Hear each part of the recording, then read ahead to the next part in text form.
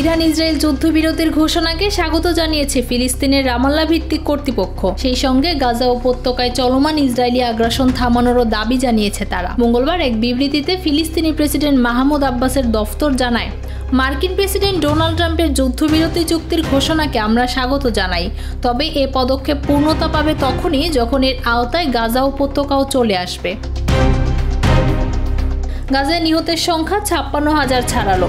গাজার স্বাস্থ্য মন্ত্রণালয়ের সর্বশেষ হিসাব অনুযায়ী গত 24 ঘন্টায় 79 জন ফিলিস্তিনিকে নিহত অবস্থায় হাসপাতালে আনা হয়েছে। এর ফলে 2023 সালের অক্টোবর থেকে ইসরায়েলের হামলায় নিহতের সংখ্যা বেড়ে দাঁড়িয়েছে 56,077 জনে। আহত হয়েছেন আরও 1,31,848 জন।